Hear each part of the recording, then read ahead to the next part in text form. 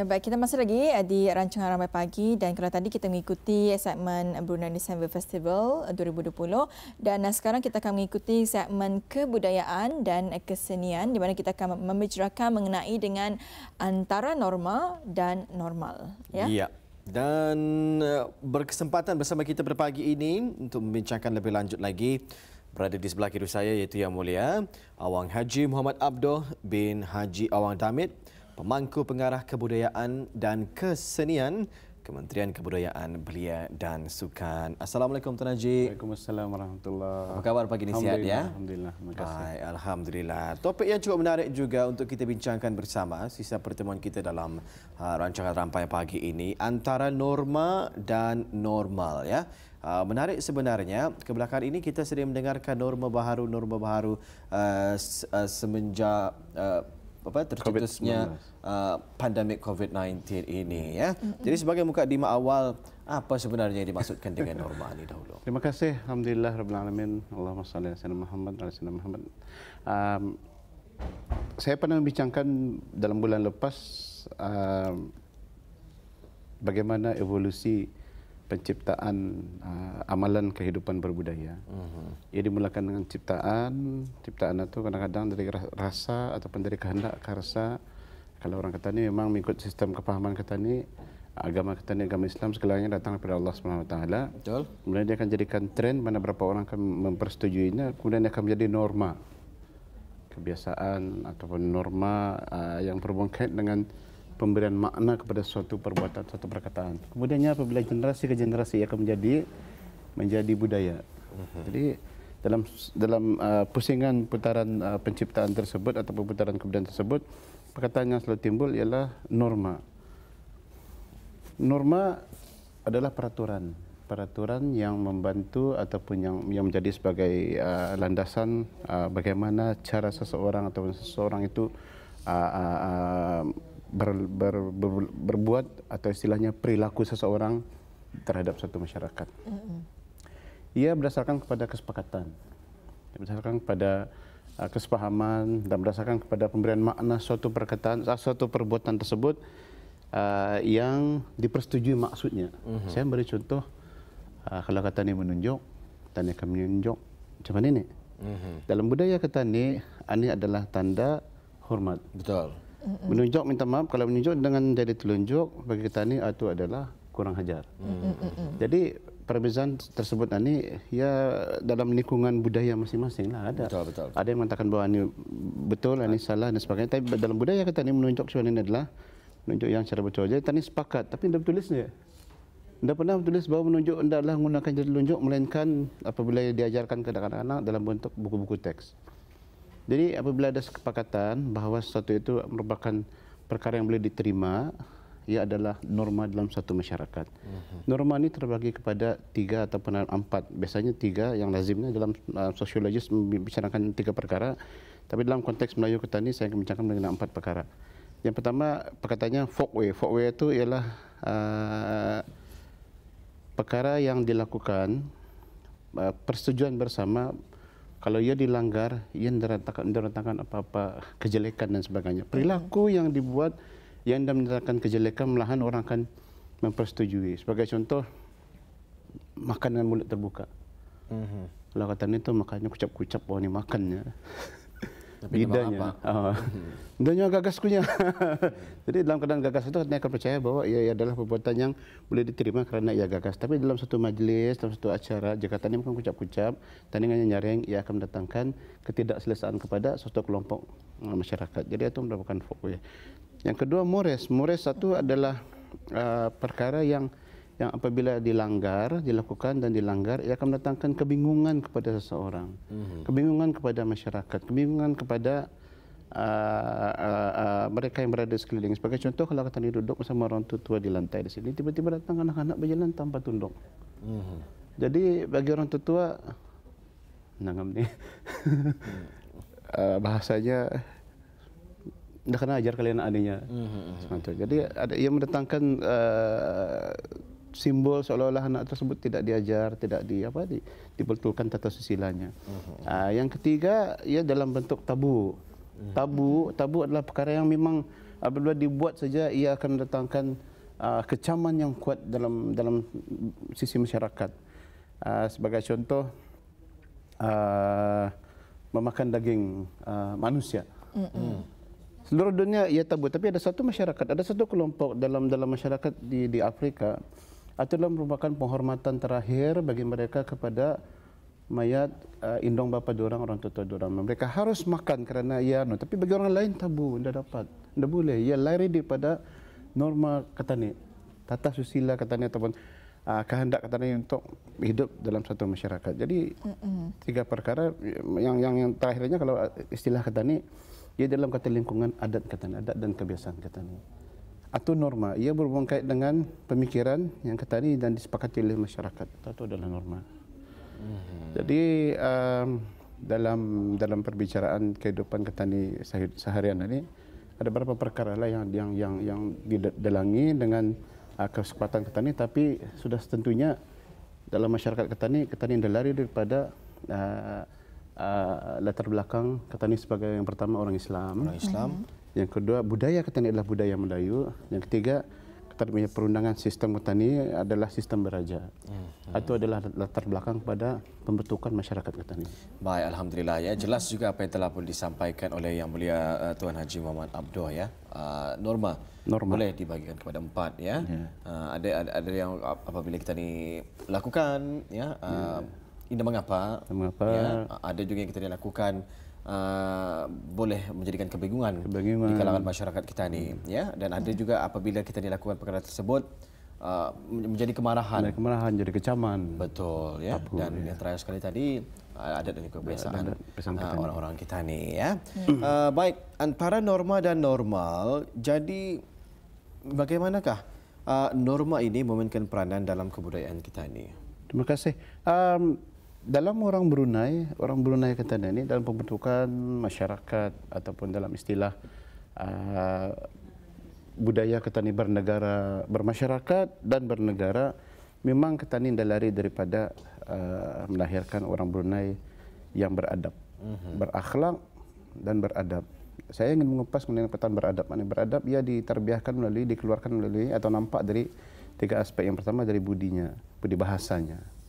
Yang kedua dari budi pekertinya, yang ketiga dari budi bicaranya. Budi bahasa itu apa? Budi bahasa adalah pemikiran, jiwa, identitinya. Jadi ia memang termaktub dalam jiwanya itu ia sebagai seorang Brunei, orang Melayu yang mempunyai pemikiran yang menghormati, yang awar galat, yang bukan awar galat, pemikirannya yang memang dibentuk oleh persekitaran kata ni sebagai orang Melayu. Yang kedua budi pekerti, macam mana yang melahirkan olahnya tu jadi macam mana. Jadi apabila pemikirannya tu sudah pemikiran yang dalam bentuk yang dipersepakati halus, sopan santun, pemalu, awar galat. Jadi ia akan keluar daripada perbuatan itu tingkah laku yang baik, yang sopan, yang manis, yang kalau bahasa Melayu tadi ginis, yang kalau tadi melihat nyaman hati, siok tadi melihat indah. Ada kalau dari segi bahasanya indah memurascak dan indah tersorok langkah apa yang dilakukannya. Betul. Yang ketiga dari segi budi bicara. Budi bicara ialah macam mana caranya untuk mengeluarkan ataupun dalam bentuk satu situasi, macam mana cara menyelesaikan perkara tersebut, budi bicara. Adakah ia dalam bentuk yang direct? Kalau ada berapa masyarakat kalaunya berlaku bertanya soalan, jawapannya yes, no. Boleh saya ni? Yes. Boleh saya ni? No. I don't like that. Terus macam tu. Saya tidak suka maka melakukan. Ada masyarakat bentuk macam tu. Tapi kalau orang kata ni tidak ada tu.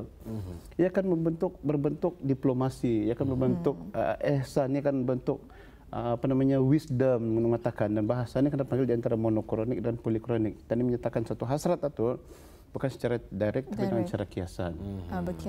Biasanya dimalamkan dulu sahaja. Dimalamkan dulu, dipikirkan dulu, dibuatkan dengan cara kiasan, dengan berpantun, kadang-kadang dengan cara direct menjawab. Kira ada berlapik lah. Ada berlapik orang kata. Jadi tiga-tiga perkara ini budi bahasa, budi pekerti, budi bicara, memberi orang kata ni beradab, dan itu sebagian daripada norma-norma kata ni.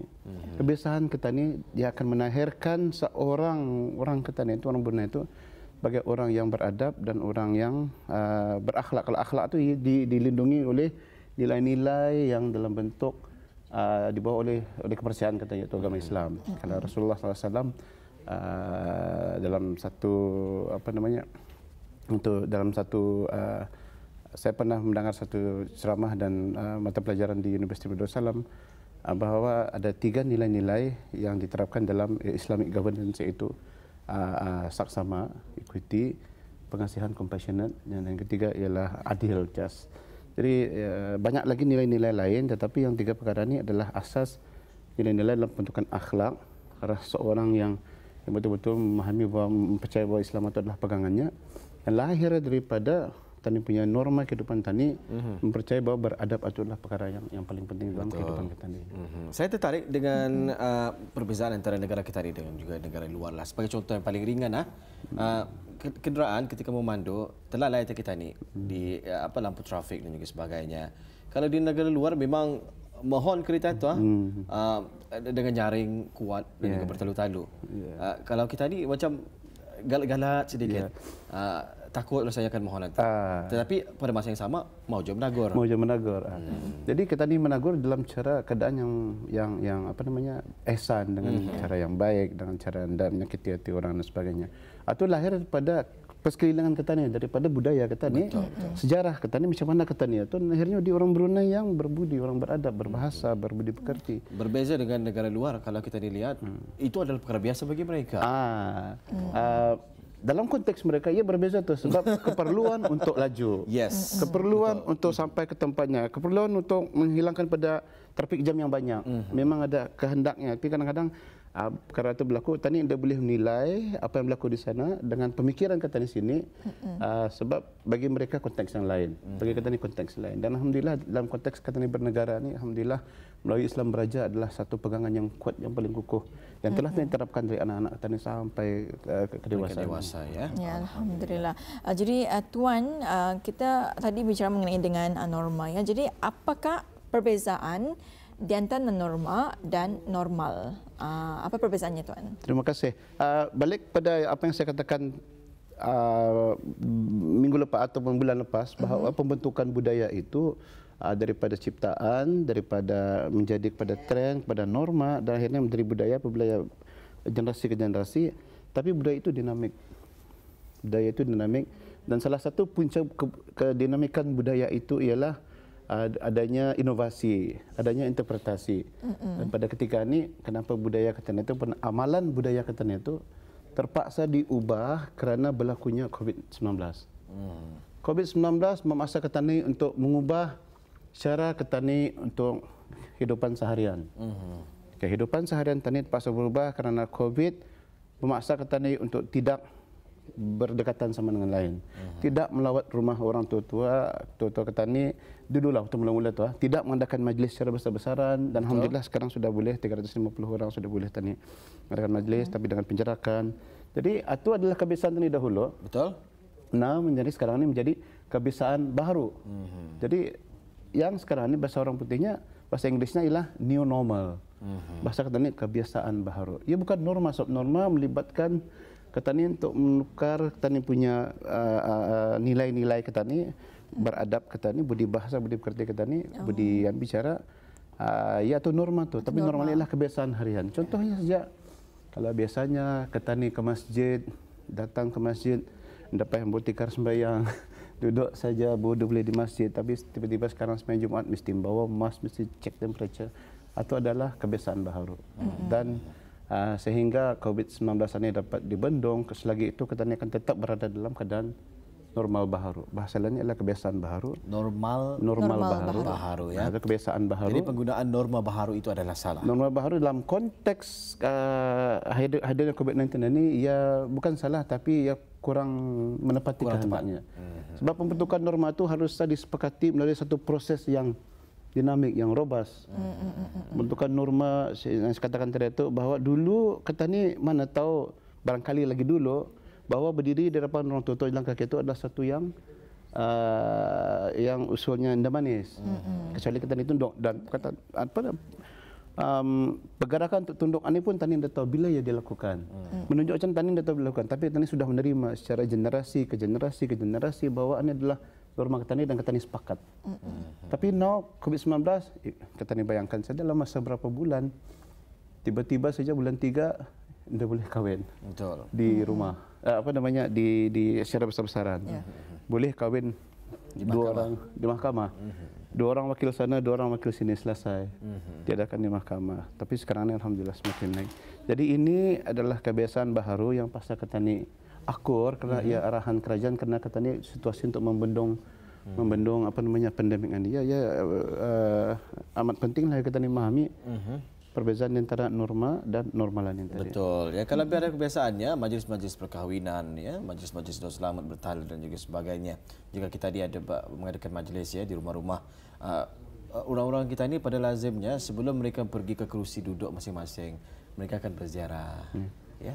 Mengelilingi kawasan tempat duduk tersebut ya, sebagai tanda hormat dan juga sebagai kita menyapa bisdia yang sama-sama hadir ke majlis tersebut ya.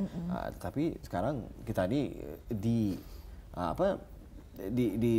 tidak disuruh untuk bersama-sama, digalakkan untuk bersama-sama, tidak digalakkan ya. Begitu juga di masjid disuruh segera bersurai selepas menunaikan sembahyang fardu ataupun sembahyang yang lainnya ya. Jadi ini adalah perkara-perkara baharu yang perlu kita lakukan ya dalam sama-sama kita mengekang penularan wabak COVID-19 ini. Jadi perkara baru ini ia menukar kebiasaan tani dahulu. Ya, betul. Kebiasaan kita ni normal, kebiasaan lazim ditukar oleh COVID-19 jadi sesuatu yang baharu. Dan mustahil akan balik semula pulang ni. Dan mustahil akan balik semula. Mudah-mudahan ia akan balik semula. Tadi berdoa ia akan balik seperti sedia kala. Saya juga melihat dari aspek tugas saya bahawa sekarang adakah perlu kita mengadakan acara bersukaria seperti konsert-konsert, persembahan-persembahan dan sebagainya. Saya melihat ia sebagai whole of nation approach bahawa pada waktu ini memang keadaan kita ini adalah keadaan yang amat sukar. Dan tadi melihat bahawa di masjid-masjid masih lagi kunut nazilah 5 waktu. Masih lagi kita ni mengadakan bacaan Yasin dan tahlil setiap waktu sembahyang di TV dan doa-doa doa COVID-19 dan sebagainya. Jadi bagi saya, kalau saya sebagai seorang artis juga memikirkan bahawa belumlah masanya sekarang untuk mengadakan persembahan secara besar-besaran, menjemput orang-orang untuk melihat. Belum lagi masanya lah. Belum lagi masanya. Ya. InsyaAllah nanti apapun nasihat yang kita didapatkan daripada Kementerian Kesihatan, pastinya itulah yang terbaik. Itu yang terbaik dan dilihat juga dengan kedudukan kita sekarang ini, adakah ia normal yang baharu atau adakah norma kita ini bukan macam mana ini? Baik. Satu perkara yang cukup menarik juga ya daripada Yang Mulia Awang Haji Muhammad Abdoh ya, bin Awang Haji Lamid, Pemangku Pengarah Kebudayaan dan Kesenian Kementerian Kebudayaan Belia dan Sukan ya. Norma dan normal, antara norma dan normal ya. Baik, masih sangat mencemburu kita ni sebenarnya ni Tuan Haji ya. InsyaAllah jika ada kesempatan kita akan berbual lebih panjang lagi lah dengan topik yang lain pula insyaAllah ya. Ada kesempatan. Assalamualaikum.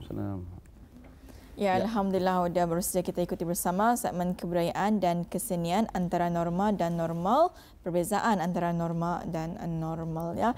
Baik, kita akan berehat seketika ya sebab kita akan mengikuti satu promo ini, jadi kita akan kembali selepas ini.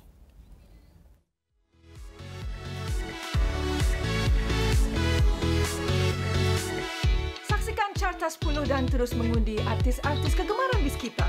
Awak dah penentu kedudukan mereka di dalam carta. Teruskan membuat undian menerusi laman sesawang www.expressihits.com.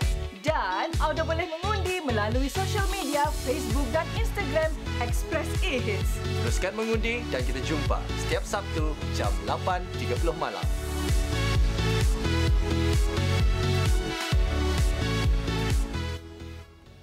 Ya, Baik, Intan. Kita sekarang berada di penghujung rancangan Rampai Pagi. Betul. Dan apapun yang kami bawakan untuk hari ini mudah-mudahan memberi manfaat kepada bis kita dan sebanyak memberi ilmu pengetahuan yang baru untuk bis kita. Dan insya-Allah besok Auda akan bersama dengan rakan tugas kita. Pastinya akan berkongsi lagi banyak berkongsi lagi informasi dan juga maklumat mengenai dengan acara yang berlangsung di sekitar negara Brunei Darussalam. Ya, besok rakan tugas lain akan bersama. Kita mewakili penerbit, rakan-rakan juruteknik dan juga rakan-rakan turut sama menjayakan siaran Rampai Pagi kita untuk hari ini mengucapkan selamat berhujung minggu. Assalamualaikum warahmatullahi wabarakatuh. Salam hormat. Kita jumpa lagi.